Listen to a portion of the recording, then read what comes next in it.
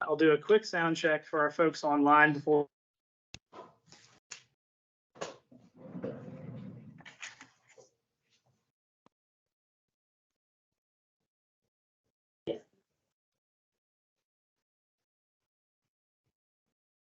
Aaron.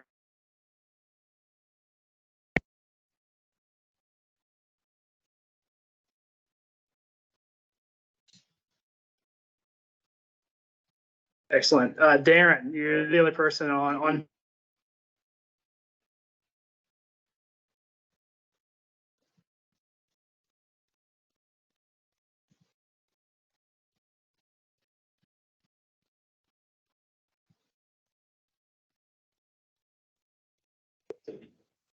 Has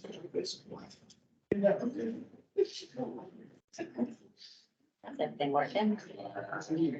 Grace Wheaton, can you reconfirm that you can hear us in the chat? Yes, I can, Chandler. Can you hear me? Yes, we can hear you. I appreciate your attentiveness and appreciation for coming off mute. So I will turn the meeting over to Senator Boysko. Folks, if we're buffering on your end, we're in a brand new General Assembly building.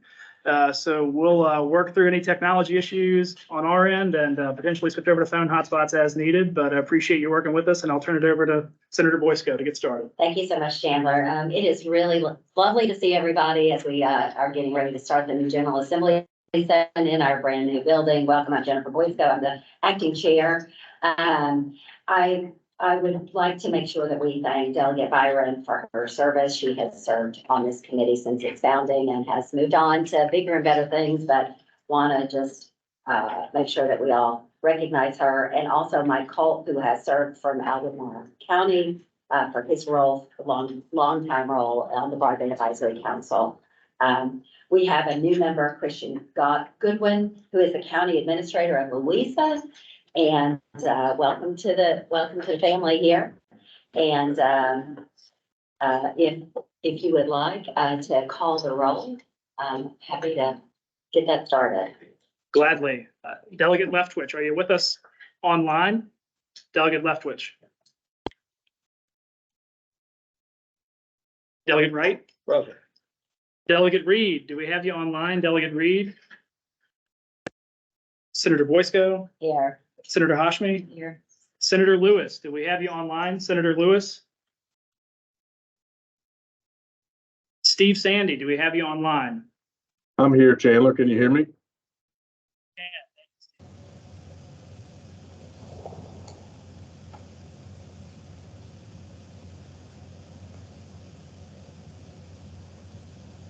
Casey Logan, are you with us? Yeah, Chandler, I'm here. Can you hear me?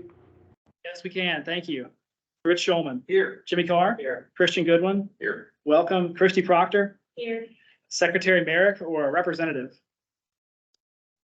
And Secretary Lohr. Here. Excellent. We've got a quorum present, Madam Chair. Excellent, thank you. Okay, so I also want to acknowledge there are a number of General Assembly members who are here with us. And this is intended to be a learning session for the new members and returning members. And just very happy that this is being recorded in the event that folks cannot join us today. This will be available online. If we would like to have an approval of the minutes from August 28th. Their motion. I'll second it. Thank you. So moved. All in. Right. Next, we're going to have a number.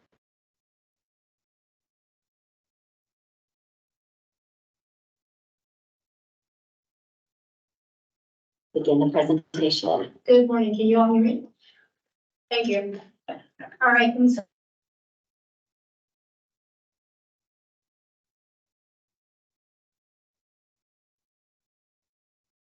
advisory council talk a little bit about broadband and technology, and then there'll be members of both house.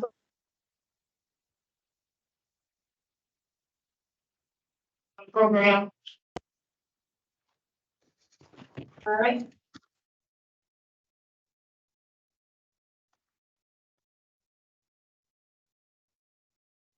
So who and what of the Broadband Advisory Council, there are seven.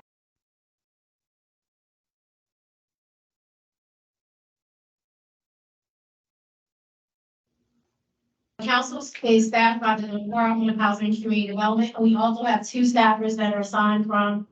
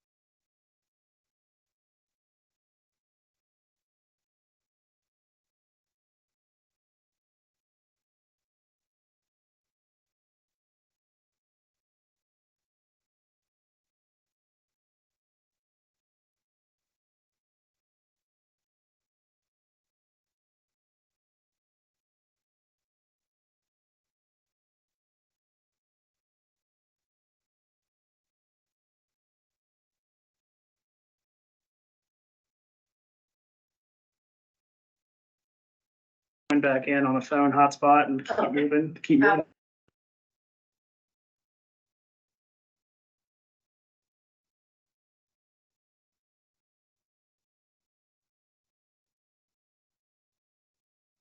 Apologies to the folks online. If you go back.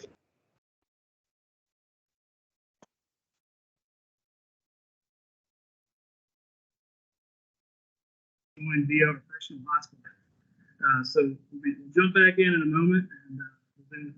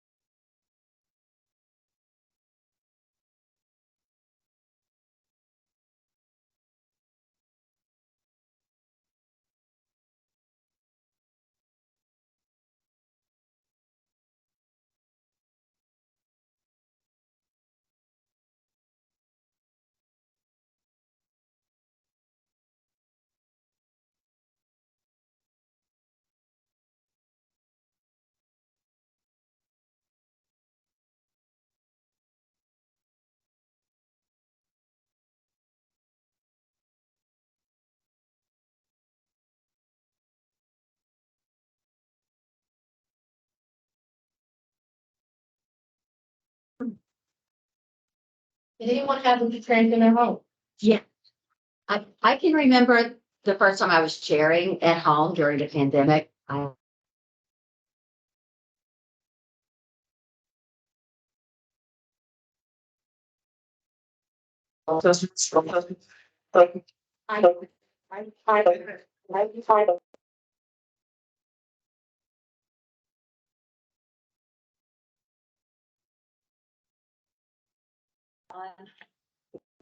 We should be back online. Grace Wheaton, you're with us the first time, or you're back with us again? Hey Chandler, I can hear you loud and clear, and I will side chat you if/when it goes, if we start having issues here at home. That sounds great. Text me, please. Don't Yes. Teams message me. Gotcha.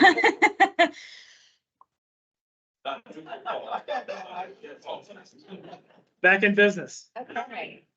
So we were actually on slide number 7, what is broadband? And so we just really talked about, if you have less than 100 over 20, it's considered unserved. If you have above, at or above 100 over 20, it means that you are served and have access to the internet. The next slide is what is broadband and what are all these technologies? And so we have fiber, coaxial cable, fixed wireless. There is 2 types, licensed and unlicensed spectrum, copper DSL, and satellite, which includes both traditional satellite and low Earth orbit satellites.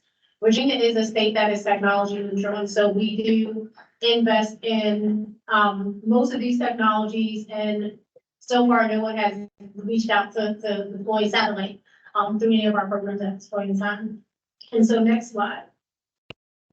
What is broadband? And so there are many components. I like to to hearken my boss, Brian Horn, who, when he explains, broadband, we talk about the last mile and middle mile. And so last mile is available to anyone that's along that route. And middle mile basically, is one of the most expensive parts of a broadband deployment project, but it's not always available to everyone that's along the route, and it allows the data to be transferred over long distance.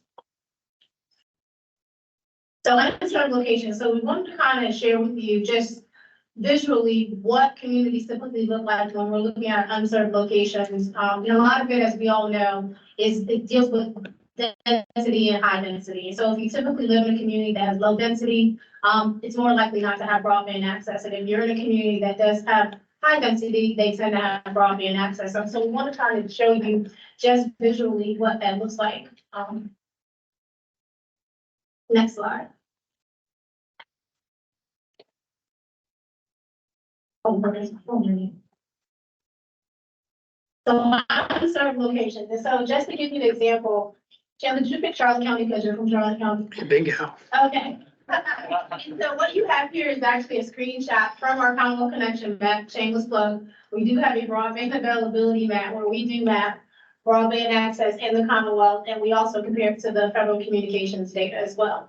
And so what you have here is an area in Charlotte County. Chandler, what part of Charlotte County is this? Is it the entire county? Entire county. The entire county. And so what the map says is only 26% of the addresses in Charlotte County are currently served by broadband. So you see that in the shaded areas on the map. And to the left, you'll see what type of coverage. And so Chandler picked 100 megabits as the starting point, and he picked all technology.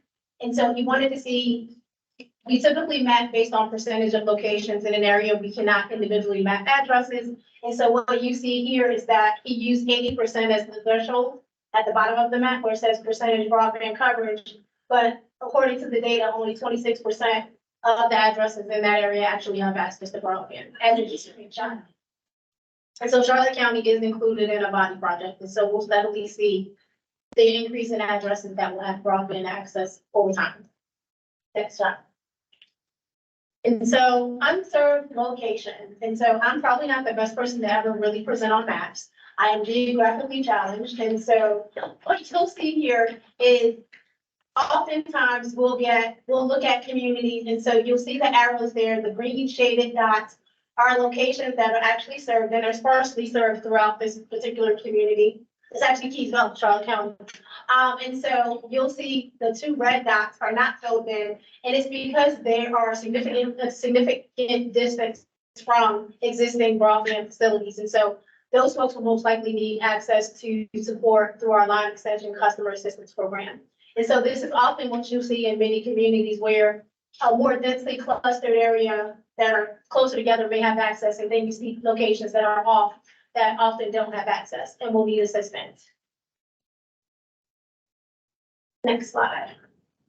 And so we just want to kind of graphically share, the Netflix at the bottom, that typically is used as a narrative. People need internet to stream movies. And of course, that's not why folks need, if you have young adults, you might need it. But typically, if you look at the graphics on the slide, up in the left corner, typically supporting senior citizens and households. If you look at the middle, we're talking about telehealth, being able to do mental health and medical care over the internet. And then of course, smart farming. And then the bottom left corner, which we know we talked a lot about during COVID, was students having access to remote learning. But also even now that students are back in the classroom, there's opportunities with the homework gap. And so we know there are students that have issues with being able to access the internet to help them do their homework as well. And then the bottom right is really just focusing on digital literacy, which we'll talk about in a few. And so holistically, looking at the digital divide, the Commonwealth has primarily focused on access to broadband infrastructure. That is the sole purpose of the Virginia Telecommunication Initiative, which we'll talk about in a few moments. But there's also issues around affordability. So folks have access to broadband, but the cost of service is sometimes unattainable by folks. And so affordability sometimes become an issue. And then adoption. Service exists and it's affordable, but folks don't necessarily take the service. And so broadband, in terms of looking at it holistically, there's the access piece, but then there's the other two pieces. Once folks have access, how do we address affordability as well as the utilization of broadband services? And we'll talk about that in a little bit as well. Next slide. And so, of course, broadband access is no access to broadband infrastructure that's present to provide service to a location. And so we have several resources through our agency, and there's several federal programs that provide resources to both localities or providers to deploy broadband. And so I'll quickly just find a list that it's our Virginia Telecommunication Initiative. We have an extension customer assistance program, which you hear about, such as Connect America Fund, the Rural Digital Opportunity Fund, some USDA funding, the Rural Development, RUS, and then most recently, Broadband Equity Access and Deployment Program, which will give you an update on that program as well. And so around affordability, so we're looking really at those three circles and where they intersect on that previous slide. So affordability is access to broadband. So there is a resource affordable connectivity program. It's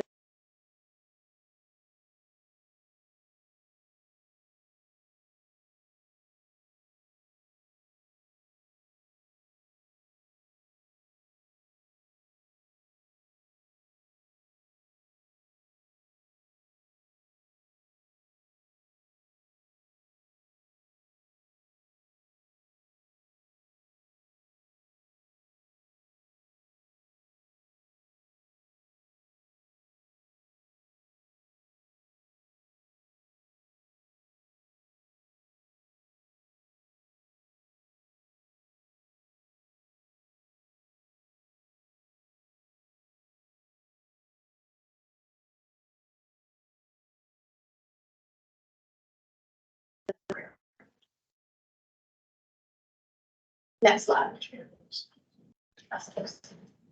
Broadband adoption. So broadband is available, as I said earlier, and affordable, but not fully utilized. And so some broadband providers do provide online platforms on digital skills.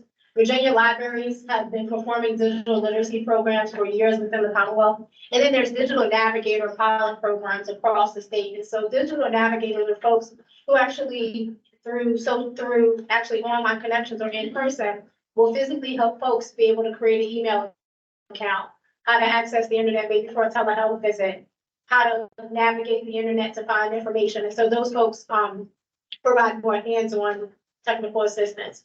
And so really the key points around adoption really focuses on how do we increase digital literacy within communities and across the state. And so there'll be many efforts and many ways in which we have to do this across the state. Maybe look at expanding digital navigator programs. Cooperative extension offices we know are helping farmers access best management through digital opportunities. Libraries are assisting seniors with accessing telehealth. Some libraries actually have built out rooms within their libraries where they have remote access. You can have a doctor's visit within the library and not, have to be worried about privacy concerns. And then organizations that really help underserved populations, for example, be able to create an online bank account and become banked. And so again, adoption is really focused on the utilization of internet in a safe manner.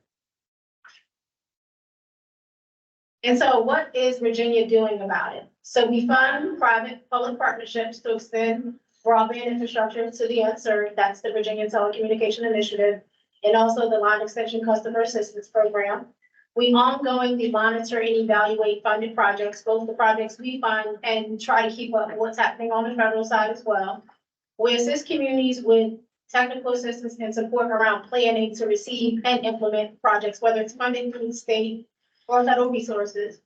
Leverage federal grant opportunities to complement our state programs, and then study and propose plans to look at affordability and adoption. And you'll hear a little bit about that later on in the presentation. And so with that, I'm going to introduce Caroline Soy, who is our program manager for our broadband deployment programs. Yeah, they hear me and but I might. Here, I'll try to say that. Why don't you just take a seat and maybe we'll just do it that way. Yeah. Sure, sure, sure.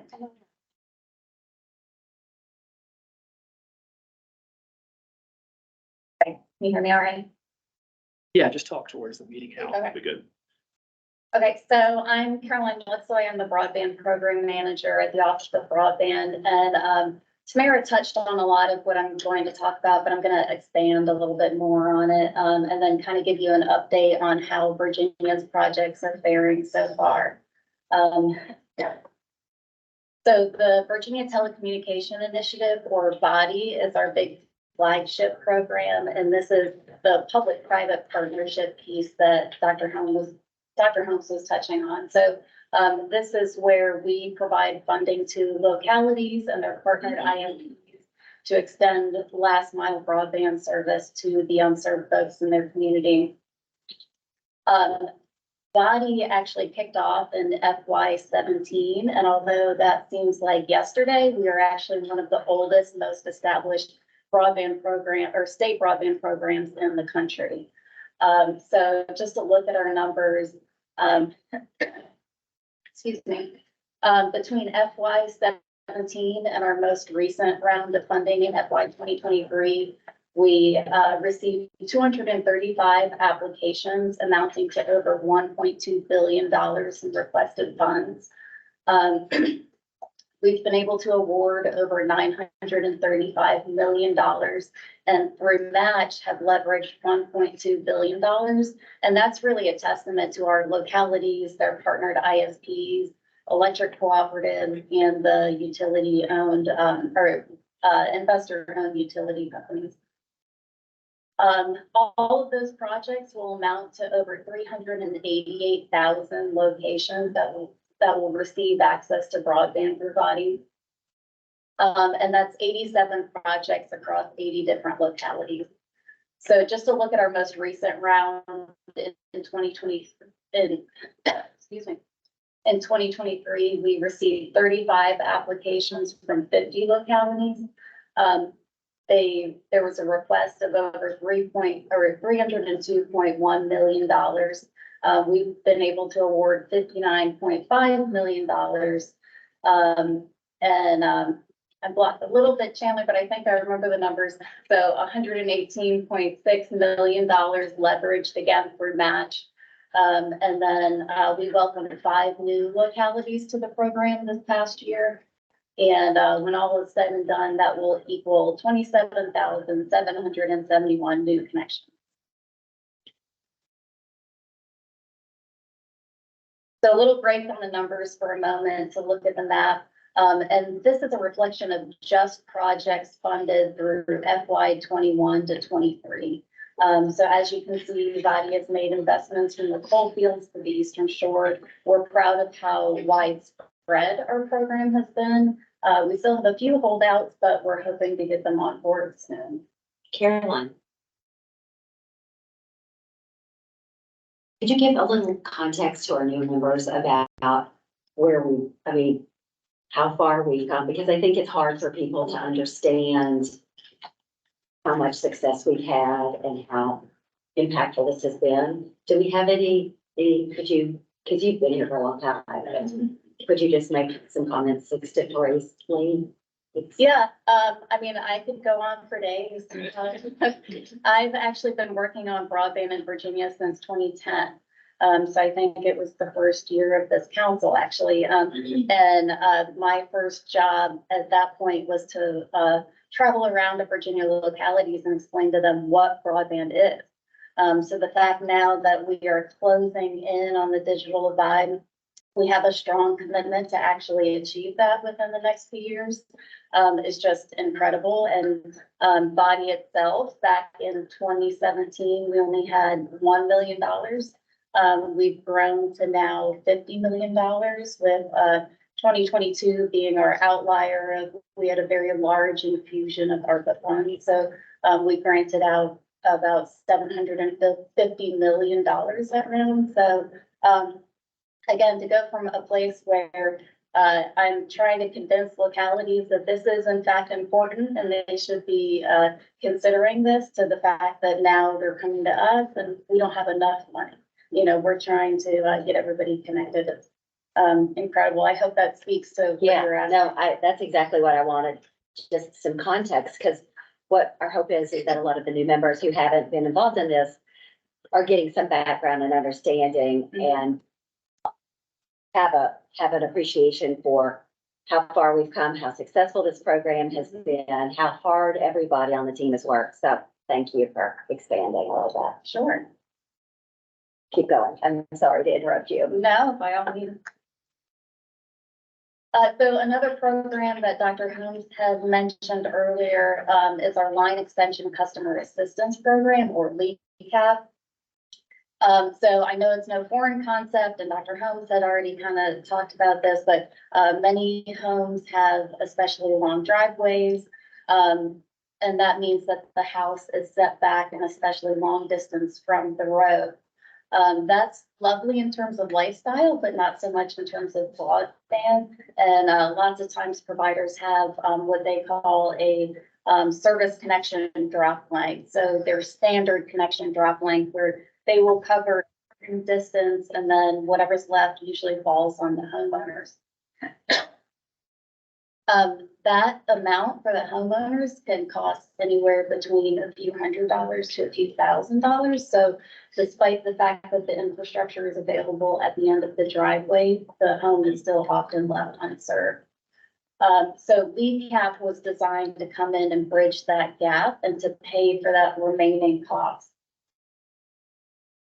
So look at the LECAP numbers. This is current as of this week. So we have received 608 applications. 221 of those have qualified. This is a low to moderate income program, so they have qualified for the income requirements. 280 applications have either they haven't completed their application or they've been disqualified. And then 116 of those projects are active, 57 projects are complete, and then 13 applications have been denied.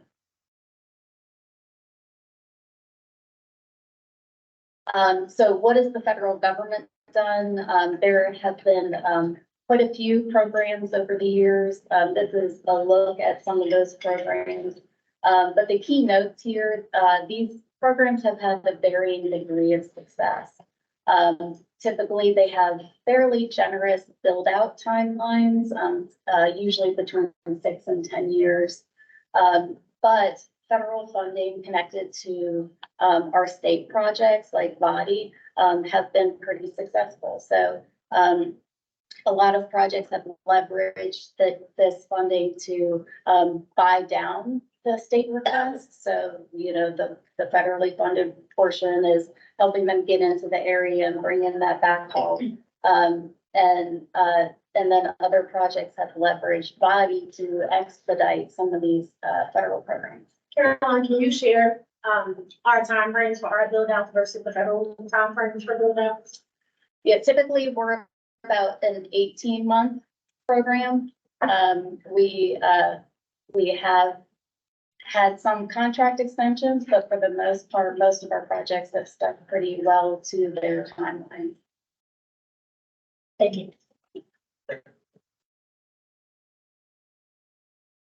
So how do we track our projects? I'll save you from getting into too much detail here because this is really the bulk of what I do. But I would be remiss if I didn't speak to how much work our team does to monitor and track these projects. So our grantees are required to submit a variety of reports, including monthly reports, remittance requests, closeout reports, and then even after that contract has ended, we request a 6-month post-closeout and a 12-month post-closeout report to track their speed and to track their subscribers, the number of subscribers. We have a number of internal practices that we use to monitor these projects, one of which is our cost performance index. This is a earned value metric that we use to make sure that before we grant out a remittance request, we analyze their budget and their timeline to make sure that the project is actually progressing before we release funds to it. We perform monthly risk assessments. We have a risk assessment tool that analyzes the schedule, budget, and risk. So we put every project through that, and then we meet monthly to identify any common issues. Sometimes that results in us figuring out how to maybe ease that burden, or who we might need to reach out to grease some wheels there. We perform interim compliance reviews. We also retain 10% of grant funds until they've met all of their contractual requirements. We perform a final compliance review and a final financial review. And then we also do a number of site visits, usually 1 to 2 times a year, and then sometimes at completion. Can we pause again right now? Because in across Virginia, I've heard huge questions around these issues, around making sure that they understand that that the people who get these grants aren't being held responsible, and you are watching to make sure that they're spending the money appropriately and doing the work. So I want to give anybody, some of the providers, an opportunity to share with the group that this is, we think that this is a successful process, and if there are challenges with implementation or using the money effectively before we run out the clock on it, if you don't mind. Sure. Yeah, Madam Chair, since you're looking directly at me. We are experiencing a situation that I think many states have started having, and all grant providers may start to have it. And it's not going to be unique to Virginia, but to all. And it really is relating to infrastructure projects that are going on that are not broadband specific projects, but such as a VDOT project to expand the size of Route 81, which everyone wants. It could be a local government initiative or reconstruction project that they're going through in their community. But what we are seeing in the circumstance right now is one of our members who had received a federal grant to build broadband and provide middle mile access and also share fibers with others is being ostensibly destroyed. That was used with taxpayer dollars to build and to go to an area that made no sense to go to, but for the fact of this grant.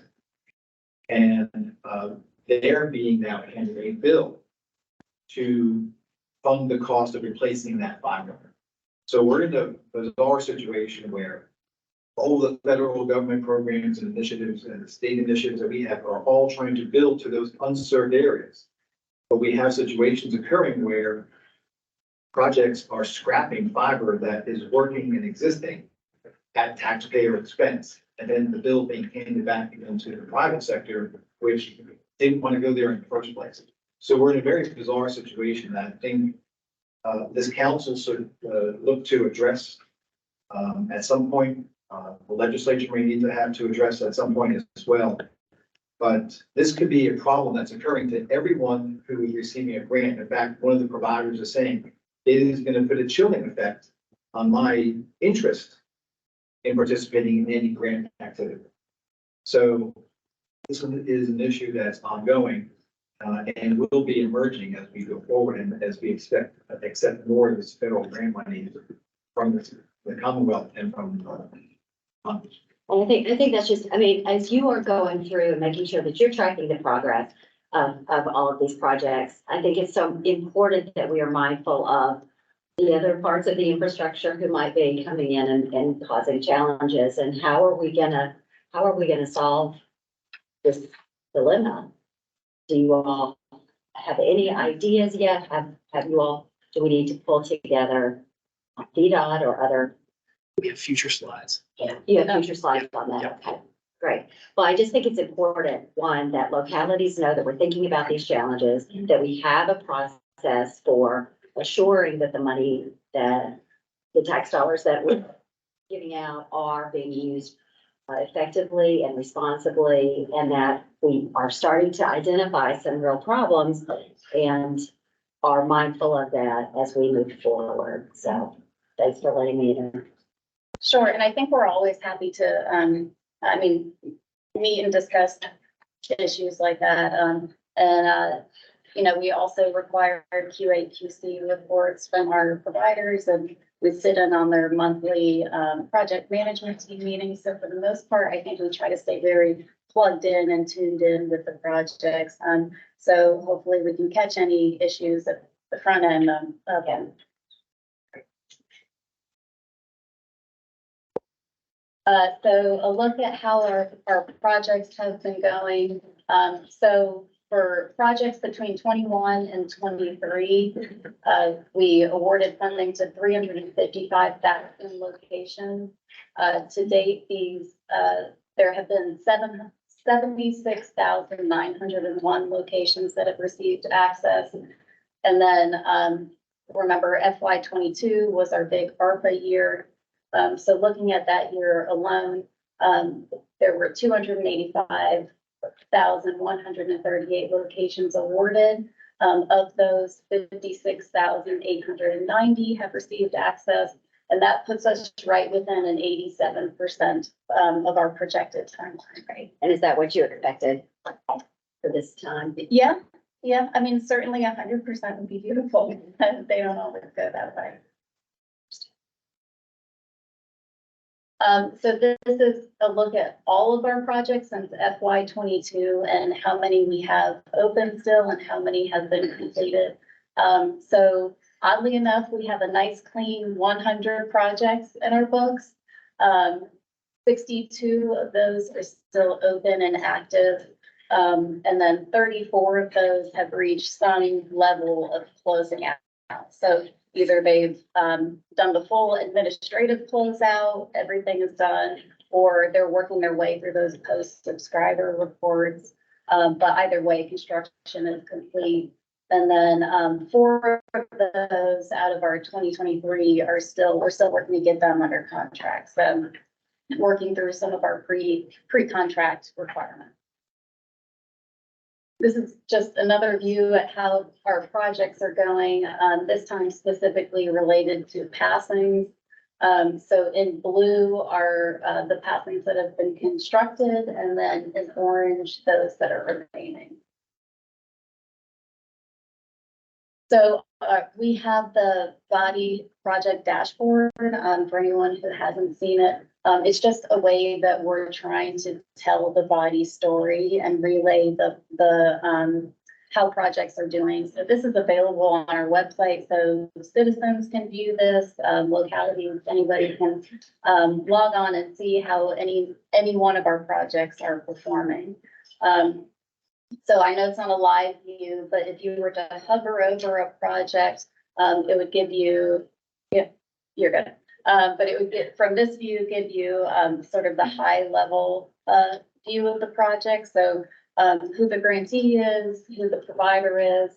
And then once you click onto a project, you'll get this view. And then this gives you a much more in-depth look. And we'll tell you how many miles have been constructed, how many passings have been complete, and then you know, where exactly they are in their milestones, and then of course how the funding is going. And then with that, Are you able to give the website so that people can see that? I'll put it in the chat and send it out afterwards as Great, well. thank you. Thank you.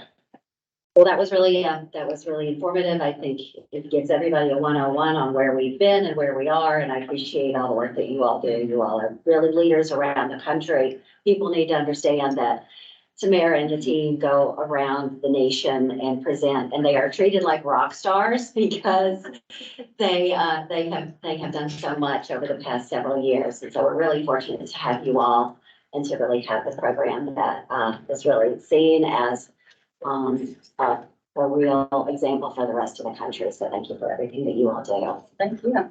And next, we're going to be hearing from Kim McKay from the House Appropriations Committee to give us more of a fiscal side of presentation. And Madam Chair. if I could just in a thought. As this council was first created, and I think it's helpful for especially so many new members coming to the legislature. This body has really debated and discussed and really be a lot of analysis, because these topics are not an elevator speech.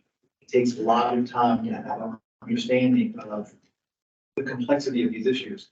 So in many cases, legislative initiatives or ideas actually start here in this group for discussion and for analysis to give a appropriate recommendation to the legislature on how to go forward. So I always thought that was a very beneficial aspect of this. Instead of having a new idea that comes forward to be debated in the halls of the legislature that may not have been thought through as thoroughly, this body is often sought to do that. And in fact, many times legislative ideas are sent here for greater analysis to use the benefit of staff and industry as well. So I just wanted to share that as well. Yeah, I appreciate that. I mean, this body is put together with industry experts, stakeholders, policy experts, and members of the administration and legislators. So we really have a broad scope of expertise on this. And I've served on this since 2016 with you, and I certainly have, it takes a long time to get up to speed on this. So I appreciate all the work that you've done. Kim, if you would like to give us your presentation, we really appreciate you being here. Kim is with the House Appropriations Committee. She's given a similar presentation to the House Money Committees, is that correct? Correct. We gave a full update on kind of broadband, working with our partners at our Money Committee retreat a couple of weeks ago. So the slides that I'm going to do today are just a complement to the 101. So it's a much shorter presentation of information, but I think it could be helpful and instructive for the members. So if we can go to my first slide. Really, when we talk about body and all of the broadband programs in the state, you can't talk about them without talking about the state budget. You know, many of you know that some people may not know. Most of the broadband programs that we have in the state are self-contained within the budget. So you saw the dashboard just a second ago. You saw the broadband availability map. And those are authorized in the budget and not the Code of Virginia. So the budget is the policy document for broadband in the state. The body program itself, the parameters and guidelines that the DHCD gets from the General Assembly go through budget language, not necessarily a bill during the General Assembly session.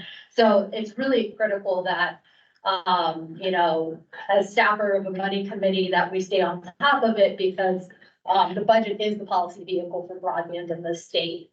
And so this slide, I think, puts into context the power of the body program over years and what we talked about a little bit earlier. It just adds the visual that in FY17 was capitalized with $1.3 million, and you see it grow over time to FY22 to $750 million of investment. So that's a pretty significant jump from a budget perspective for any one program over those, what is it, 5 years? Yeah, 5 years, 6 years.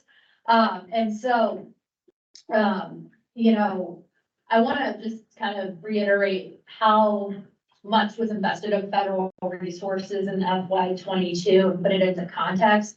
About 16% of all the American Rescue Plan Act dollars that came to the state where we got to choose where we invested, 16% of that went to broadband. And that's pretty outstanding when you have competing priorities during the budget cycle. And to credit the broadband team, these monies were appropriated in FY22 in August of 21, and they had them obligated to projects in December of that year, which is a quick turnaround for any program at any state agency. So they're quickly deployed resources on the ground. We still have investments that are still being made from that FY22 cycle. So it's pretty outstanding work. We're able to obligate those resources so quickly. If we can go to the next slide. And so this just breaks down the data that we saw a little bit earlier. The bulk of body connections, obligated connections, comes from this FY22 round, and that is no surprise. The 36 projects are spread pretty evenly across regions in the state. This shows kind of Go Virginia regional breakdown. And that bulk, but the bulk of the connections that we're obligating, a lot of the work ongoing right now is tied to these FY 22 commitments versus total awards, and that's just by nature of the investments that were made in projects and programs. And then the other thing that I wanted to point out that we haven't kind of talked about in this presentation so far is that of the 36 projects, there are 12 projects that include middle mile connections under the state's utility leverage program, which is a program that was authorized by the General Assembly to allow utilities to recover their costs through their traditional rate making process for middle mile broadband build out, which helps build the entire infrastructure and gets to that last mile connection. So that's another important tool in kind of a broadband toolbox to help really achieve the goal of universal coverage, because I think that's everyone's goal who's invested in broadband and in the space, is to get everybody a connection in the state. And then if we can go to my next slide. So we've focused so far on all the active body projects and some of the data you've seen, but I'm going to focus the next couple slides just on those FY 22 grant awards and rounds, because it's where we have the largest amount of money tied up in those from a state investment perspective. So, I'll say it again, it's the largest grant round in history for the state for this program. And it's created, as we'll see kind of in future slides, maybe some challenges and lessons learned that we have to think about when we go to deploy BEAD dollars, and some things that may need to be overcome. We're, I think, in a great position in Virginia. We're the first, and we're getting to kind of learn as we go and address challenges. But being the first, you have to solve your problems. You can't rely on other states and other ideas to help fix the problems that you're realizing when you deploy $750 million in one grant round. So this chart shows the status of the projects, the 36 FY 22 body projects by fund source. So whether it's state general fund or ARPA dollars, and the expected delivery date per the contract with the state. So as of October, 5 projects have already been granted contract extensions, which we learned earlier, which are about 12 months. And then 12 have been flagged for potentially being at risk for more, another contract extension due to constraints like permitting challenges, supply chain issues, or workforce issues. And I think that's critically important. We still have time to spend our ARPA funds, but if we don't spend them by 2026, right now, they go back to the federal government. So you have $700 million of ARPA cash tied into projects. And some of those projects are being challenged, not due to any part of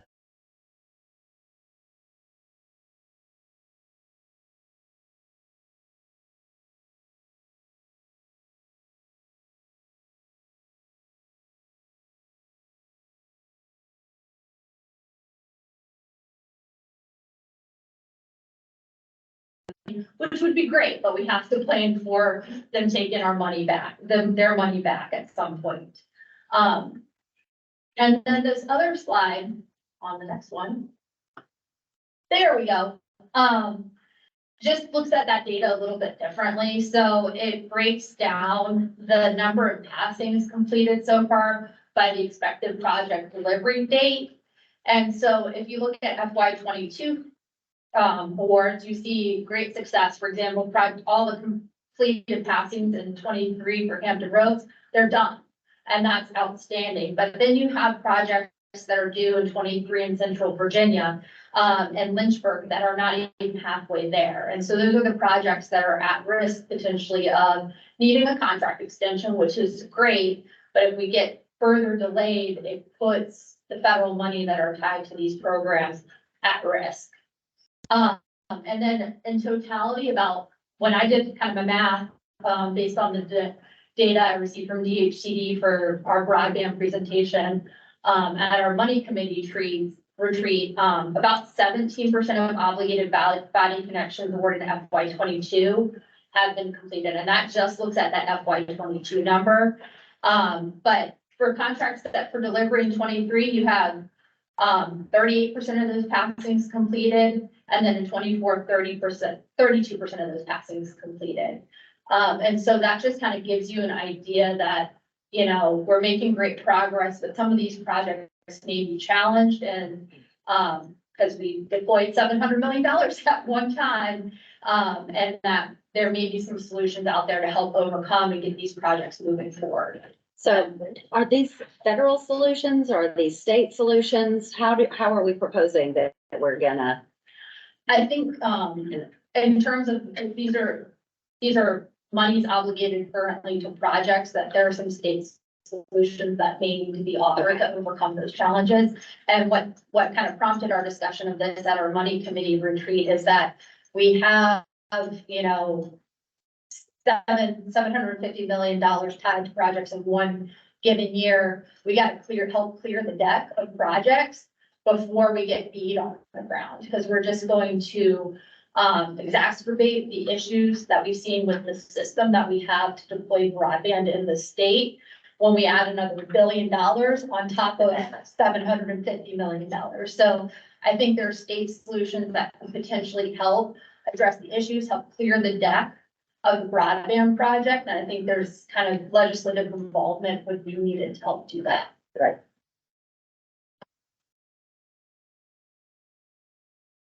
Do you want to start or do you want? Yeah, I'll go ahead first. Yeah, okay. Just continuing the Broadband 101 presentation, Chandler Vaughn, I work as a senior policy analyst in the broadband office. And thank you, Kim, for that level of analysis. We've been working with Kim for the last 2 months now to share data. You've done really an audit level analysis of the work we've done and provided some opportunities for what we can improve. That's what this slide is to highlight. What are the hurdles and lessons learned so far in this deployment? This is not certainly an exhaustive list, but it's one we hear a lot about from the field. So in terms of key challenges we've experienced, utility locates, calling 811, formerly known as Miss Utility, and making sure those guys have their ducks in a row in the field to support deployment as it's being requested is one of those items. Railroad crossings, we saw activity around that in the last General Assembly session. The make-ready process, attaching to poles, aerial, fiber, broadband projects have to connect to something in the air to be run to the end user, and a lot of times that's the existing electric poles in the field. Supply chain, labor shortages, and also federal requirements. Of course, with federal dollars comes an enhanced reporting burden and then some added requirements for those dollars. We've seen those marginally impact projects, and we're going to see more of that in the BEAD program. Resolutions there, short and long-term construction planning. I mean, as the Office of Broadband, we're a collector of best practices. We're not the solution for everything, right? I mean, some of these solutions are going to be private sector to private sector, working it out, long-term planning, making sure there's communication happening before the project even gets awarded to make sure that's streamlined through implementation. We try to be the conglomerator of that and share those best practices out as an office. Kim has also done a great analysis into these key challenges as well. And I'll defer back to you, Kim, for discussion here on these items. Yeah, I think the two that kind of bubbled to the surface when I put together our briefing for our money committees on the House side were, one, to make ready work. When you look at those FY 22 projects, the large majority that are at risk for a contract extension relates to the challenges getting permits authorized to hang aerial fiber on a pole. And that's by no fault of anyone, because the sheer volume of permitting requests and pole requests that are out there are unprecedented. When you put $750 million into the market, you create an unprecedented problem when you rely on the relationship between two private sector entities to get that work done. And I want to make it clear that with Make Ready Work, the contract for body programs are between the state, the locality, and the ISP. We have no contractual obligation with any pole owner, and that is a private to private connection. So it makes it very difficult when you're an investor in a project to be able to navigate challenges when you have no contractual obligation to the part of the process where your bottleneck is. You can't do really anything about it. You just have to try to work through the issues, let the private sector entities work through those issues. So with Make Ready Work, there are some kind of solutions out there, and I would encourage everybody to think on solutions that can potentially help clear the deck in advance of BEAD, because we have BEAD and we understand it's an issue and can address make-ready work on the front end. We deployed $750 million very quickly in one round, and so we've realized that this make-ready work is gonna be a challenge. So what things we could do from a state perspective, we can create, different regulatory structures for make-ready work and full attachments. You can create incentive programs to encourage people to meet milestones. And there's a bunch of other different options out there potentially that can help empower people and incentivize people to make progress when the state doesn't have a contractual obligation with the pole owner to do aerial deployments.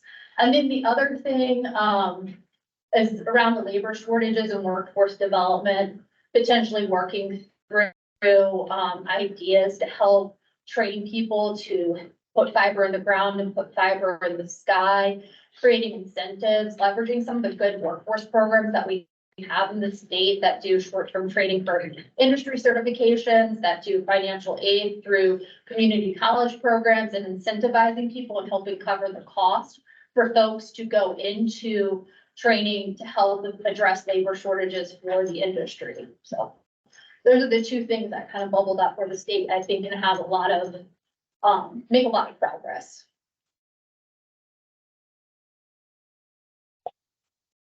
Thank you, Kim. And this is still in the Broadband 101 presentation. For the last slides, we've talked about what's historically been done. What are we experiencing now? The next few slides are about how we're going to get this job done and achieve universal connectivity in the Commonwealth. A lot of that work will be done through what's called the BEAD program. We've heard it hinted at over past slides and past presenters. BEAD stands for Broadband Equity, Access, and Deployment. It was under President Biden's chief piece of infrastructure legislation, the Infrastructure Investment and Jobs Act, passed back in 2021. It's a $42.5 billion investment nationwide into last mile broadband connectivity, building out infrastructure to unserved communities, what the BODI program has been doing now for the last 6 years. Virginia received $1.48 billion in that allocation. The allocation is based off of unserved locations in any state and territory across the country. Very critically here, I want to highlight the work that our office did earlier this year to challenge the federal maps to make sure that, one, we were picking up every location that doesn't have broadband access, and two, getting dollars to serve those locations. That work was done by two folks in our office, and I want to give them a shout out, Lonnie Hamilton and Aaron Barnes, and also the Center for Geospatial Information Technology at Virginia Tech. That work found about 80,000 locations that are unserved that weren't previously on the federal maps. It bumped up our allocation by what we estimate to be $250 million. So in a period of 2 months, literally 60 days, we got our allocation and earned Virginia $250 million more than we would have. And we're in a comfortable position to be able to close the digital divide because of it. The goal under BEAD, first and foremost, and I'll go to the next slide to cover this. And I say goal because there's a mandated order of priority under the BEAD program for states to follow. The first priority every state has to achieve is getting last mile broadband access to unserved homes. So the infrastructure problem, the access issue of the digital divide is BEAD's first order of priority and is our priority as well. We've initially identified 162,000 locations that are remaining, don't have broadband access, and are outside of a funded project area. We think that number through our challenge process, which is ongoing now, is going to come down to about 125,000 locations. Again, they aren't in a funded project area currently, and they don't have broadband access. I'll talk more about that challenge process on a couple of slides from now. The BEAD program, currently we're projecting a surplus. We're receiving $1.48 billion. We're projecting about $1 billion of that to be needed for broadband infrastructure to reach those estimated 125,000 remaining locations. One key thing to note here too, and there's been a lot of commentary about investing in the American Rescue Plan, $700 million at one fine point in time for last mile connectivity. And feel free to grab a chair anywhere. The BEAD program structurally, and this is a federal requirement of BEAD, mandates that states within 1 year of getting approval of all their plans invest every last dollar of BEAD into a project within 1 year of getting our final plans approved. So the idea of staging out BEAD dollars over multiple years and structuring this $1 billion for last mile deployment into waves is something that isn't compliant with federal guidelines. So I want to share that as something to keep top of mind as we go through the rest of the presentation and streamlining projects project delivery. We've set out goals under the BEAD program. Again, this is through our planning documents. We're almost at the finish line on these planning documents and getting those approved by the National Telecommunications and Information Administration. First goal, reaching universal connectivity in the Commonwealth. We think we can do that by announcing projects by the end of 2024. That's our goal. Those projects are built out by the end of the 4-year BEAD mandated deadline, which would be the end of 2028. We also have goals around, again, that projecting that surplus of dollars under BEAD, goals around affordability and adoption. We want to boost enrollment in the Affordable Connectivity Program across the Commonwealth. That's the $30 a month federal subsidy for the cost of broadband services. Lots of discussion federally about if that program is going to be reauthorized. We're keeping an eye on that. If that $30 a month subsidy for broadband is going to be continued by Congress. It's projected to run out in 2024.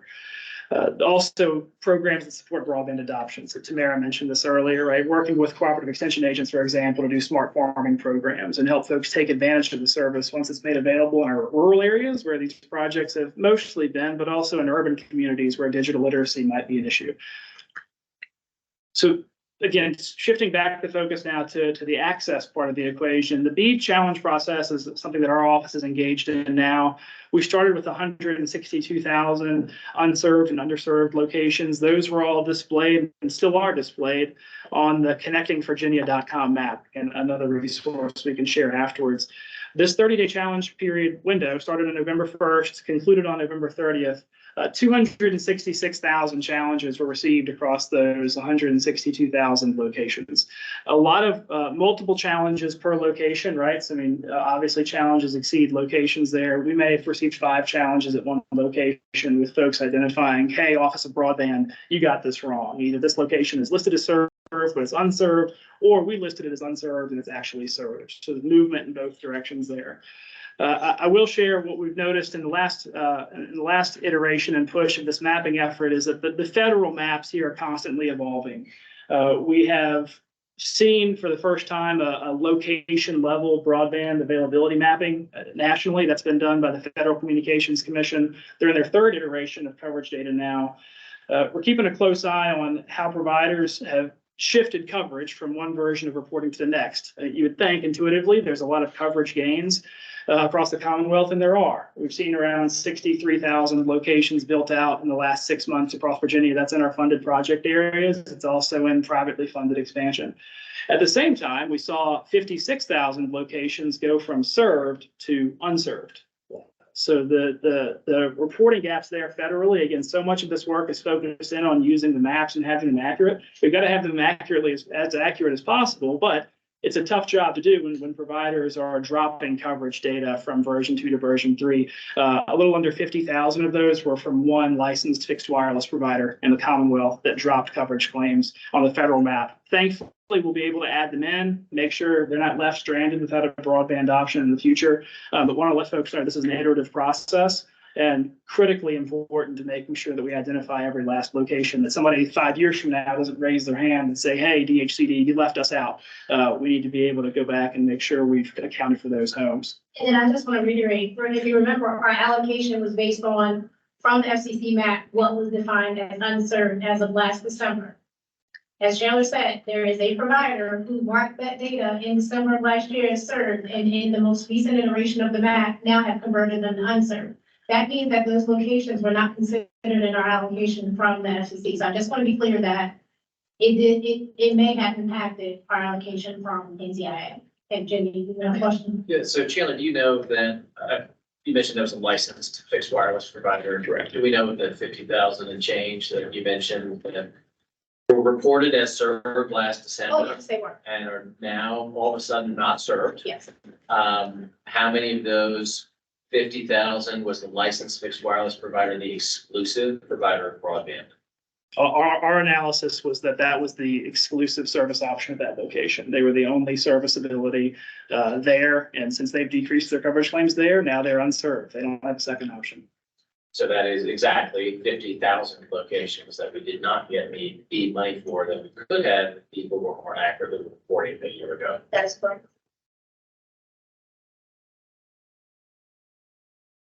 So that's BEAD. A lot of conversations about mapping going on now. That process will wrap up in late February, as we're projecting now, and we'll publish that final list of BEAD eligible locations and what should be the list of complete locations that don't have broadband access, aren't in a body funded project in late February or early March. Want to get in for the legislators and staff on the call, what we see in constituent inquiries and messages. We've got a couple of slides here and want to highlight a lot of the key issues we see across the Commonwealth. Of course, as you would imagine, a lot of folks mailing in to the governor's office, which comes to us, and also legislators who can send messages to us at DHCD, and we're glad to provide information there or respond directly if that's your choosing. About project delivery, that they know they're in a funded project area. The project hasn't been built out yet.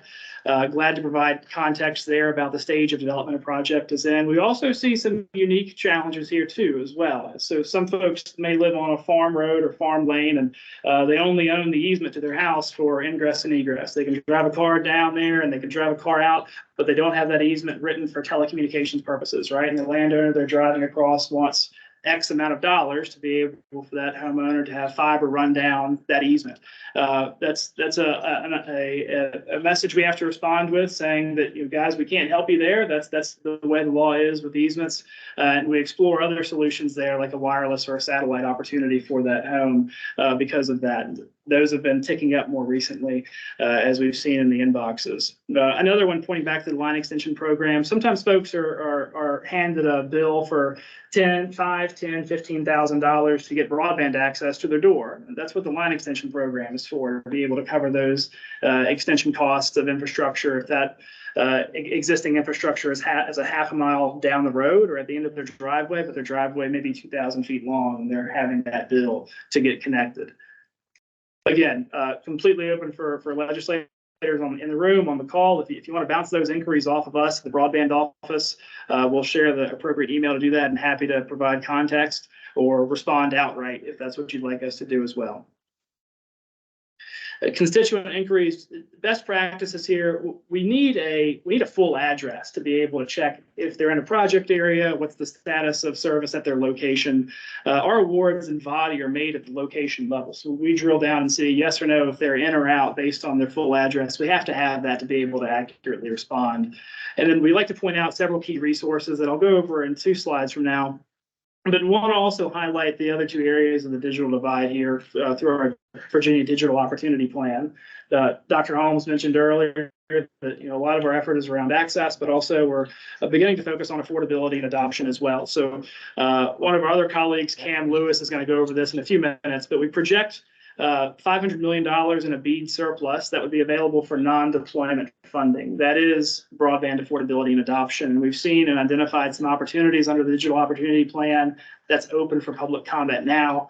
For example, digital literacy programs, smart farming, telehealth, things as saying what we might consider as simple as making a bank account online, right? Online banking, and helping folks understand what the value for service is and bridge that knowledge gap that might be stopping folks from taking full advantage of that service.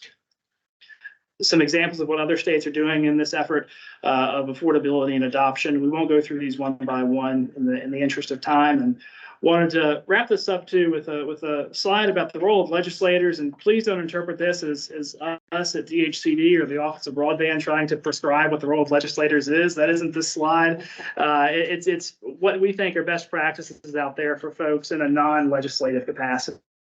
Sharing opportunities with communities and residents. The line extension program is a tremendous asset for constituents at the individual level. If there's infrastructure just a little bit down the road or at the end of the driveway, a lot of the times that's the solution to a constituent inquiry, is being able to refer them to the line extension program.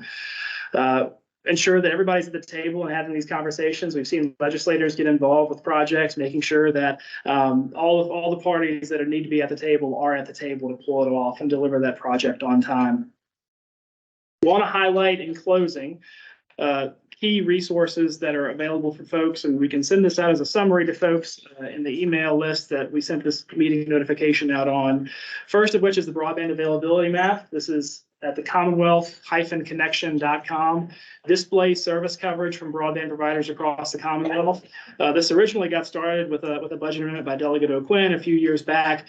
It was the foothold. This is backtracking a little bit. Having data submitted by broadband providers was critical for us to correct federal maps and increase our BEAD allocation by $250 million. So functionally, this is a tool to show where coverage is and is not across Virginia, but it also is a back of house asset to us to make sure that we are accurately cross-checking where data is or isn't lining up. We can run locality reports on the Commonwealth Connection. This is publicly available. You can run it for a city and county. Here's Isle of Wight on the screen, where our existing projects are in green, where broadband access exists in blue. We can also run coverage by legislative district. So if you're interested in seeing what, for example, might be in the 40th Senate District, you can pull that up. It'll show the boundary where coverage is not, where we have a project active. Caroline highlighted earlier the broadband project dashboard. For transparency purposes, showing where projects are actively building out across the Commonwealth and what that stage of progress is. And lastly, this is something that's more recently launched by our office, city and county broadband profiles. If you're interested in knowing what our activity has been as a state through the Office of Broadband in a particular locality, those are all available on DHCD's website. What the matching funds have been from that local government and broadband provider, the broadband provider is active through expansion projects. This is a tool to celebrate what's been going on in each of these localities across Virginia. Also to note what's still to come with locations remaining that don't have access to broadband. So I wanted to highlight that as a resource as well on our website. In summary, closing, and Senator Boysko highlighted this earlier, Virginia remains to be on track to be one of the first large states to achieve universal broadband coverage, right? Sometimes we hear the state of Delaware chirping in the background about being first in connectivity. I personally don't consider Delaware a large state, but I'm happy for them. They may get to the finish line before us. First large state to achieve universal broadband access. We're working to streamline project delivery. You heard that from Kim McKay earlier, and appreciate her involvement in this presentation. The upcoming BEAD program is our chance to get the job done there. I mean, we're finalizing maps now. We've got the funding, we believe, to be able to finish this job around extending infrastructure to the unserved, and legislators are certainly a key point of that, and even in the non-legislative role we covered earlier. So that's the finish line for the Broadband 101 presentation. Tamara, I'll defer to you if there's any last points to make, and turn it over to Senator Boysko. No, I don't, I think we're good to go ahead and continue. Senator Boysko. Well, thank you so much, Chandler. That was really good. It gives a great overview of where we are. I open up to members if you have questions or comments right now to discuss anything that we haven't talked about, or things that you think we need to emphasize to our new members who might not have been following this for as long as you all have. Jamie Carr. Madam Chair, I just want to go back to that question I was asking earlier. It sounded like inside baseball. So Virginia got $1.48 billion in BEAD money for 162,000 locations, right? Wasn't that our? Federal allocation is based off of unserved locations regardless of funding status. So we got 1.48 billion because we had 443,000 unserved locations. About 300,000 of those are in funded project areas. 443. That's right. That's why our BEAD allocation was punching above our weight class compared to other states, because it's measured based on unserved locations, not where existing funding is and is not. Okay, so if I do some quick math, that means that our BEAD allocation was about $3,340 per then unserved location. And so one provider reported a year ago that there were 50,000 locations that were then served, and said a couple of months ago, oh, we don't serve them anymore. 50,000 times $3,340 is $167 million that the Commonwealth lost out on because someone misreported or changed reporting. That's correct. That's a lot of money. That's correct. Thank you. Are there other members who have comments or questions? Yes, Christy Proctor. Thank you, Madam Chair. Two quick questions. What's the penalty for that? Well, it's the federal. We have no idea what the penalty is from the FCC on. Do any of the providers know? Because I know you all report. Zero. Okay, Chandler said 0. Second thing is on lead cap. I know that we had brought it up at previous meetings regarding the need for potentially exceptions for family farms and in our rural areas where folks are set up such as S corps and pass-throughs where the income is higher than what it actually is once they pay for, farm labor, equipment, et cetera. What's the status on that? We did incorporate in that information and reviewing income. And so we do include that as part of their income if they're able to demonstrate that those were expenses related to the operation. So the 13 that were denied that. Yes. And so just so you know, we actually are in the process of, hopefully in the next several weeks, coming out for public comment on updating wrong program, LECAP guidelines. And so you'll see some changes around actually the income level right now. To qualify for LECAP, it's $133,599. I'm correct. So if your income exceeds $133,599, you're currently not eligible to participate in the program. But we did incorporate, based on the comments from stakeholders around families that are operating farms and how we should not consider that as part of their household income. Thank you. Madam Chair, Yes, sir. just maybe a general observation or comment. We've got a successful project going in Louisa County. We've got some of the partnership represented here in the room. And so that's been my primary focus of looking at the projects that are still in progress and maybe we're worried about getting those done. And we've got this additional infusion of funding. If there are regulatory solutions that need to occur, given the number of new faces that are going to be in this building here in a few weeks, do we feel like we're prepared? And maybe this is a question for our legislators to attack those issues. Are there ways that local governments, people in my roles can help advocate for those issues that need to be addressed so that we can make BEAD and these dollars become a success on a statewide basis? Thanks for the question. I mean, that was exactly why I wanted us to have this meeting in December instead of waiting until next year so that we could put some of this out and have this conversation so that we know what we need to do and start having those deliberations now. And I know that with our stakeholders, we want to make sure that we have them at the table and our local governments at the table so that we are thoughtfully crafting whatever legislation we put forward. In January, we're going to meet again right before the session begins, where we will be observing and deliberating over whatever comes through as a legislative concept right before the session starts, so that we can really vet it and decide if we want to endorse it or if we want to flag potential problems. So thank you for your question. Are there other members of the committee? Yes, sir, Delegate Wright. I have a question of Kim. In your presentation, you mentioned that what money wasn't spent by 2026 would be lost. Yes, sir. And I'm wondering, what are we doing to safeguard that, be sure that doesn't happen? Because that's something that would be terrible to lose funds so badly as it's needed. I know that everybody's doing the best job they possibly can, but if we got a backstop out there to see that this doesn't happen. Yes, sir. I think that's part of what is going to be discussed potentially as a legislative solution headed into the 2024 session through this council at that January 9th meeting to help provide some state policy parameters to ensure that we can get the projects that are ARPA funded with that deadline of 2026 complete by that deadline. Okay. For a question. Yes, sir.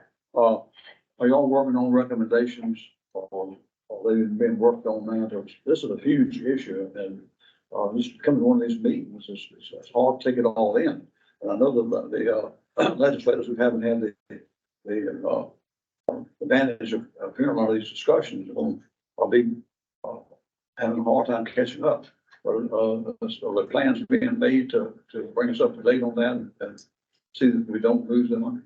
Yes, sir. I, at our finance committee retreat presentation, put out, I like to call them ideas to consider because they're not recommendations like you have to do this, but these are just some things and concepts moving forward you could work on to potentially help address the issues that are tied to these ARPA dollars that we may lose. And the two things that kind of have bubble to the surface, and I know that there are stakeholders much more knowledgeable on this issue, that are working to flesh those out. Some sort of incentive structure to help guide and promote performance on achieving, make-ready work, or to achieving the progress and the milestones on make-ready work and addressing that backlog. And then the second one would be some sort of regulatory structure. Right now, the state does not regulate pole attachments. It's the Federal Communications Commission. But in that Federal Communications Commission law, it basically allows states to say, hey, federal government, we're gonna regulate this, and we're gonna do this ourselves, and using the State Corporation Commission to help us mediate issues on that private to private contract when it comes to pole attachments through the ISPs and the pole owners. So that's one idea around there, that you could beef up our regulatory capacity at the state level. And the second one would be to do an incentive like other states have done for pole attachments for aerial deployments. There are a couple states that have put out programs. They haven't invested from those programs, so we could probably tweak and build upon that to help kind of put money out there, the carrot and the stick approach. Thank Yes, sir. Real quick, the dashboards, the body dashboards you talked about, are they housed in the DHCD website? Is that where they're located? And then what efforts are being done, I guess, to just get that information available, that citizens know where they can go to get updates?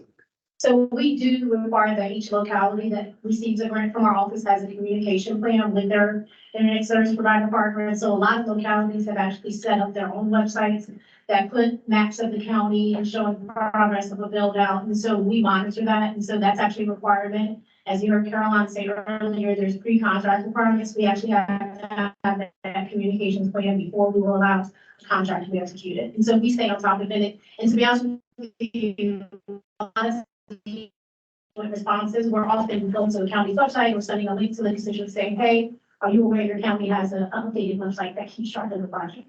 Because most counties have broken there, and I don't know if you want to share about your project, or they literally have maps up on the website of different parts of the county where build outs are happening. With our providers, develop a map, and a lot of questions from citizens on the county. What's the plan? It's a budget roll out, so everybody got excited about it, and then, everybody's now saying, why is it so delayed? And so being able to see that progress on their website is going to really help us. Yeah, I think setting expectations is just paramount to what we as legislators and stakeholders and community members can do. If anyone else on the committee doesn't have a question, I know the Delegate Wyatt wanted to make a comment, and we're so happy to have you here with us today. Come on over. Thank you, Madam Chair, and may not speak as eloquently as my county administrator from Louisa, because I am very concerned. Should I share? And I'm glad Delegate Wright mentioned the 2026 timeframe. I talked to numerous ISPs. I've met with our power partners, but these folks, we cannot force them to play together. We cannot force them to work out contractual agreements. Most all of these power companies have already tied their substations together with fiber that is already currently deployed, so that a lot of the infrastructure is there. I have extreme heartburn when original contracts and negotiations were 30,000 a mile, and now those pricings have changed to 90,000 a mile. It's coming to a complete stop. I would love the Broadband Advisory Committee to share progress of where they're at. We have best case scenarios, Northern Neck Electric in Westmoreland, Lancaster, out that area. But other areas, I am very concerned, especially with those entities that are not regulated. And I would support and hope my peers would consider legislation to regulate these folks and force them to come together and work with the ISPs, because I see very little of that currently takes place. I worked in the industry for more than 30 years in operations. So I've seen a lot of fiber placed, aerial as well as directional board. So there's so much opportunity, and the folks that are being hurt by this are our localities and ultimately the citizens that we represent. So it should be a great concern of the committee and the General Assembly of how these folks are working together and not working together to achieve this goal. So thank you. Thank you. Thank you. Thank you for making those comments. I appreciate it. I think that everybody here has an interest in working together. It's not often that you get $750 million in one lump.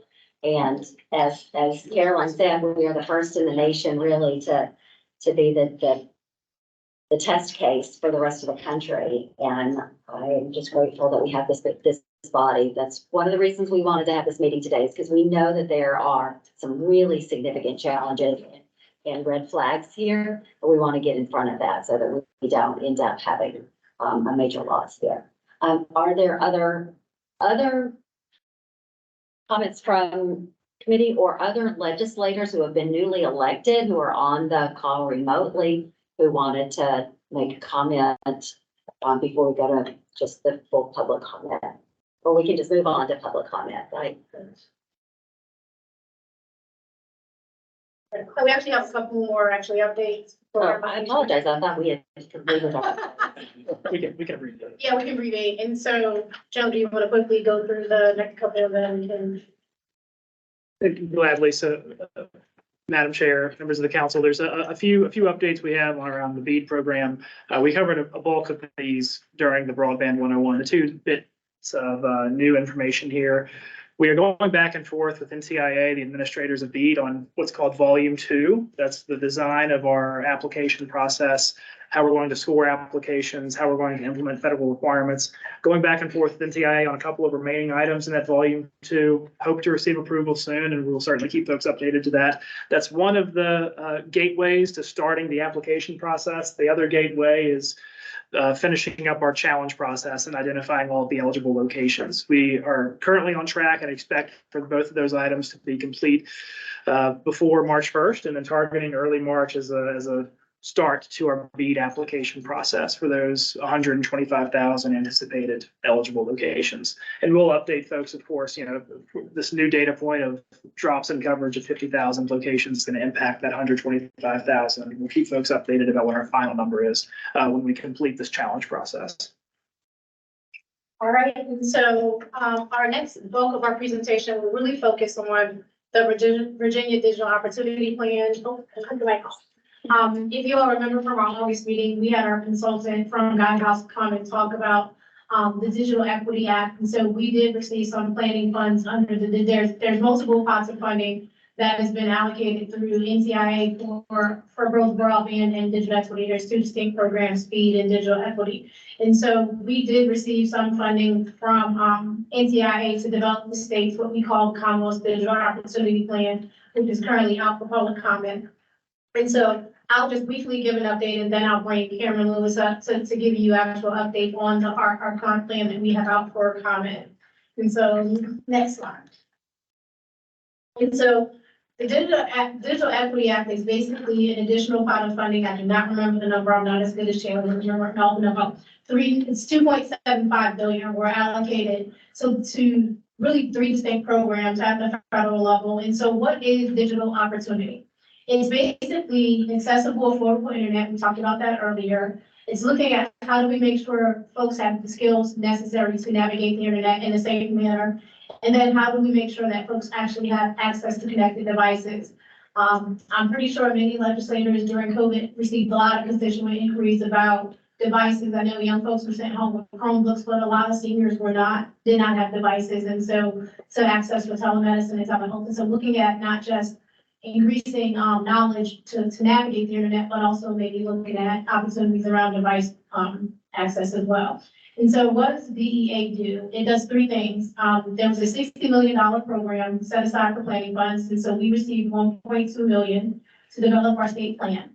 By developing the state plan, it unlocks access to what is considered a state digital equity capacity grant program. That'll be $1.44 billion, and it's a formula allocation to each state that does submit this fully developed plan. And then it also unlocks $1.25 billion for organizations within the state to compete at the federal level for additional funds to address digital equity in communities. And so there's a combined $2.6 billion, $7 billion that will be available to implement digital opportunity plans across the country, of which we'll get an allocation. And so we're estimating our allocation based on our consultants' figures to be maybe about $30 million for digital opportunity programs within the state. And so how will those funds be used? It all depends on what we hear from our stakeholders in the public comment period. And Kevin will talk to you a lot about the survey data that came in for constituents and what were some of the recommendations we saw from our stakeholders. Next slide. And so I'll have the next two slides and then I'm going to hand it off to Karen. And so what is the Digital Equity Act? We talked a little bit about that. And so the Digital Equity Act really focused on covered populations. And so 81% of Virginians actually fall under one or more of these categories. And so you'll see on the slide, individuals living in households below 150% of their property, individuals with disabilities, individuals who primarily reside in rural communities, individuals who are aging. And so you see this is the laundry list of all the different populations that make up what the federal government considers covered populations. And so throughout the planning process, a lot of our research and stakeholder engagement had to focus on these 13 covered populations. And my last slide is, how do we implement this plan in funds? And so we sub-awarded grant funds to community action agencies across the state. And so the goal of those plans were to develop regional plans. And so they worked with their local stakeholders, conducted needs assessments. We had a statewide survey. I hope everyone in the room made sure that their neighbors and friends completed the survey and identified barriers within their respective regions and helped recommend solutions for those populations. And so I won't steal Cam's thunder. He's going to say a little bit about the outcomes from those studies. And so as you see at the bottom of the slide on the right side, our timeline. And so the plan is to submit our full plan to the federal government on January 5th. That is our deadline for submission of the plan. And so at that point, we expect that at least within the first or second quarter of next year that state digital capacity grant program actually would be opening at the federal level to access that money. And so with that, I'm going to turn it over to Karen Lewis. Here, over there.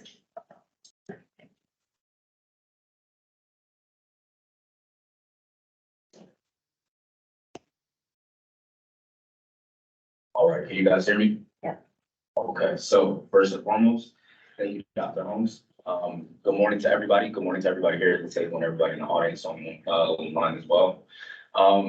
The first thing I'd like to say is digital opportunity gives us the ability to show where Virginia can be over these next couple of years. We are in an amazing place and amazing opportunities coming down the pipeline for us to support all of the constituents, our residents, as well as stakeholders. So with that being said, thank you all for your time and your attention. But without further ado, I'd like to jump into some of these survey findings that we found from our statewide survey. So first being, 2 out of 5 respondents access the internet using their cellular data plan.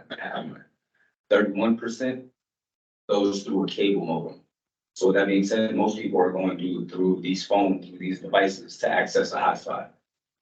Like us right now. Including the.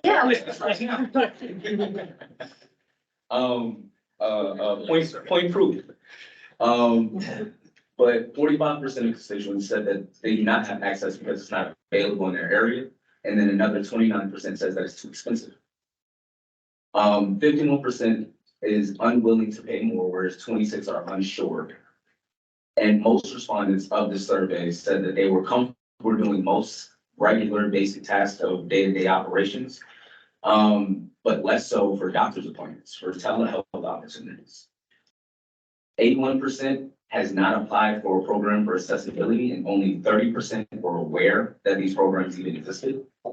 And then last, but absolutely not least, most times, or more times than not, the problems that have been expressed are the inability to get to the subscribe speeds of the internet service provider. And with that being said, the other side is the lack of technology itself. All right, next slide, please. Yeah, how many surveys did we have completed? We had over 7,000 surveys collected from May to September. So with this is a little bit deeper, diving directly into our community action agencies, and I'll explain our relationship with them a little bit in the next couple of slides. But these community action agencies were our direct partners that handled the regions. And then we were able to find out what's going on within the communities within your backyard by understanding what's coming from the people that live there or from the people that are currently working in those areas. So they understand and they have the relationships with people. They're able to be the boots on the ground. So with CAPSTOP, we saw that 40% identified cost as the greatest barrier.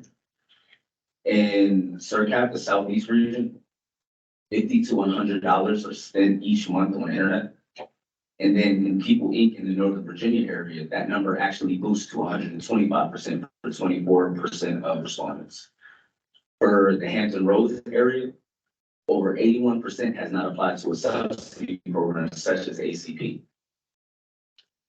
For Bay Aging in the Eastern Shore area, over 70 respondents are unwilling or unsure to pay more, whereas 56 would not be willing to pay more. And if I'm not mistaken, I believe that's here in the capital region. And then last but absolutely not least, for Improvement Association, 63% of respondents are unaware of subsidy programs that are available. All right, next slide. So with that being said, there's a couple of things that broke down into the digital opportunity plan. So we had a handful of activities, one being we conducted the survey. The next being we had case studies that wrote up a case understanding what practices and policies or programs are, one, available, or two, beneficial to the community. Another being the regional digital opportunity plans, which I'll explain that a little bit later, and then going into our stakeholder engagement as well as public comment. So here with the case studies, I'll go through some of these high level key points. I don't want to read word for word, but for Literacy for Life, there are individuals that were creating a digital literacy program for individuals with language barriers. And one thing that came from that case study is they realized that many people that said that they were self-sufficient or were comfortable doing many of these tasks actually were not. And the study showed the complete opposite data or supporting the opposite side, saying they're not fully aware of how to be able to handle some of these smaller tasks or normal day-to-day tasks, which means that we need these type of skills. With Edu Futuro, this is a Latinx organization, and they primarily work with, or they created a program called Tech for Parents. And that's a digital literacy curriculum. And they're working with people that also have that language barrier, as well as they're giving everybody the opportunity to be able to learn from people that look like them, feel like them, understand them. And Smith County Public Libraries, this is something that's been spoken to a little bit before, but we've said a couple of times digital navigator programs or being able to offer that technical assistance. The Smith County Public Libraries actually partnered or worked directly with residents on offering one-on-one technical assistance and digital navigation in the homes. So they were able to go to people that were either aging or veterans or in the rural area and sit down with them directly and understand what may benefit you in the sense of an internet subscription, or what programs or resources do we know of that we can offer to you. And that way it takes away that inability to get the resources or get the information in other capacities. With Tri-Area Health, they were taking an opportunity to look into the virtual care optimization initiative, looking into virtual health, telehealth due to the pandemic. After the pandemic, we realized that we need the access to be able to talk to our doctors or talk to different people from, a telepresent state. And this is what the case study for Tri-Area Health looked into directly.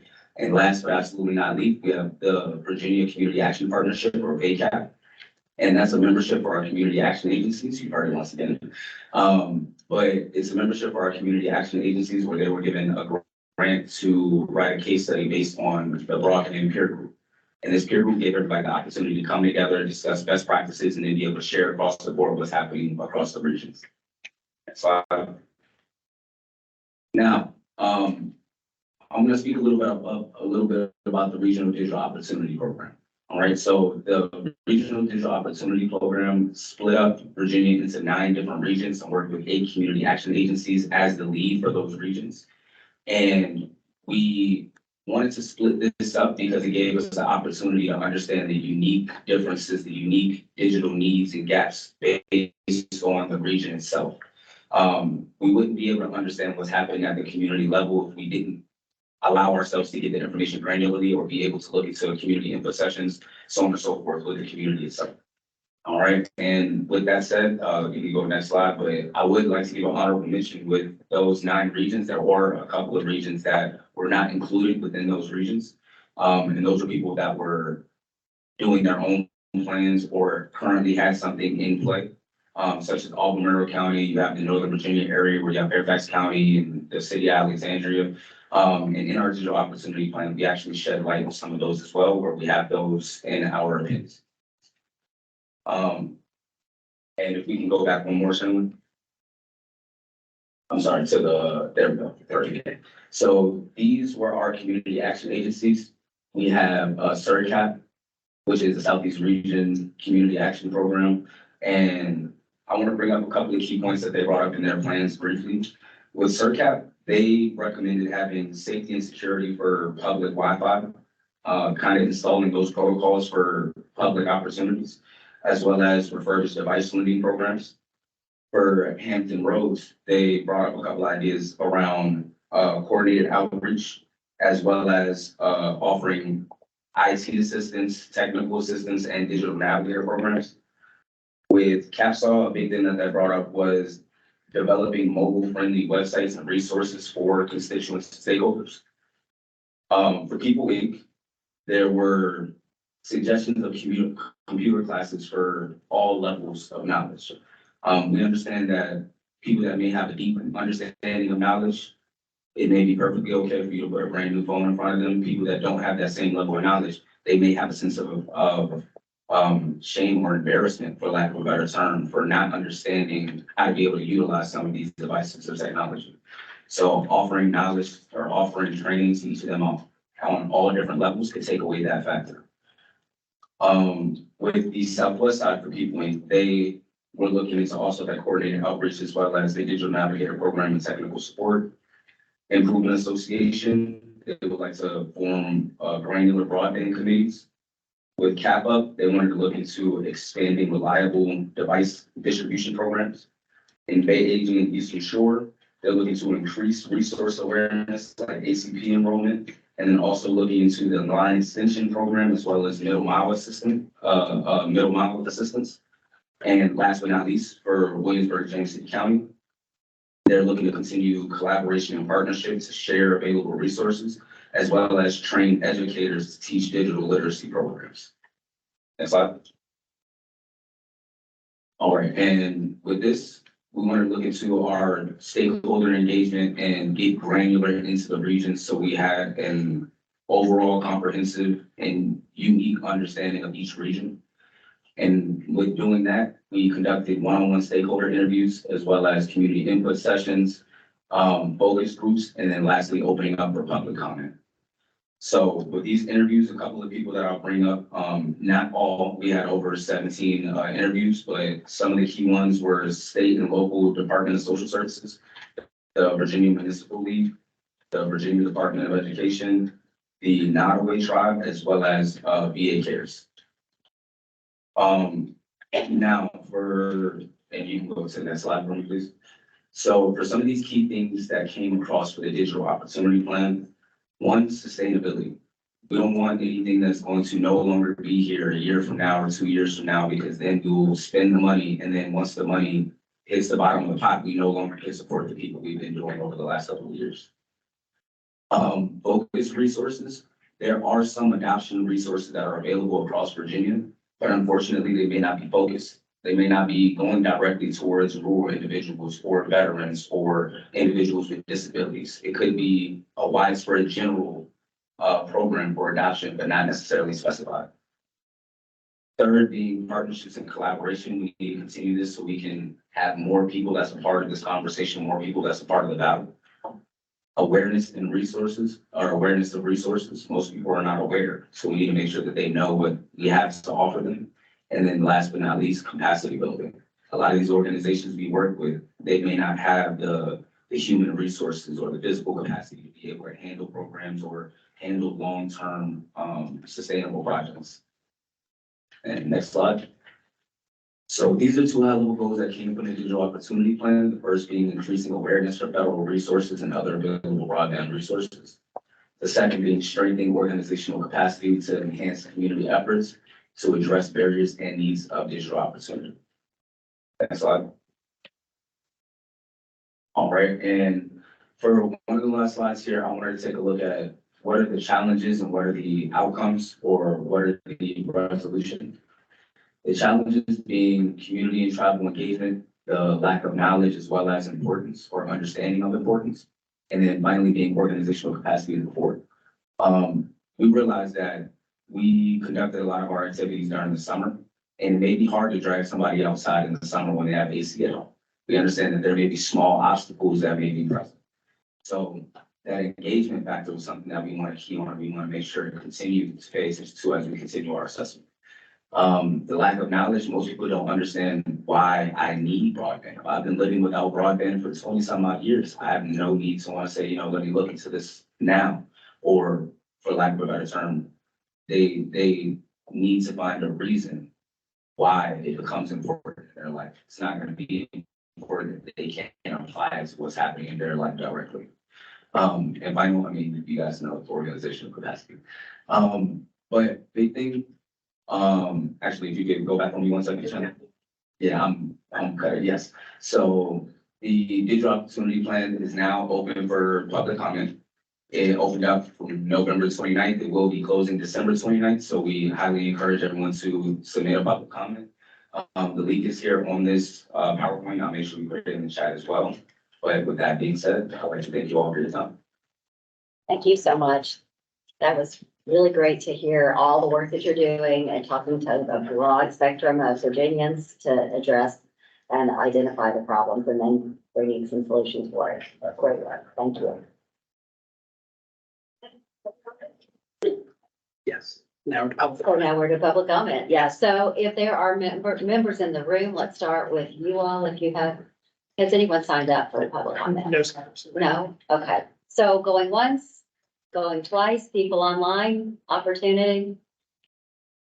Sounds like we have answered everybody's questions and concerns and have solved all the problems. We have one council member, Steve Sandy, with his hand raised. Oh, please, Steve, please go ahead. Yeah, thank you, Madam Chair. Can you hear me okay? Hello? Yes, we can hear you. Okay, I'm not sure if you can hear me. Hear you. Okay, great. Two quick comments I wanted to make. I just appreciate all the information. I think it was a very good presentation today. I would echo the comments about and support the efforts of the state and maybe the General Assembly to help with those permitting issues and some of the issues that we've seen across the Commonwealth of getting permits and getting projects over the finish line. I think that would be something that the state could be a great resource to help with. And then secondarily, I want to bring up another topic potentially as we look forward with the body program and the BEAD program, really hopefully helping us meet that fiber to the home and access issue.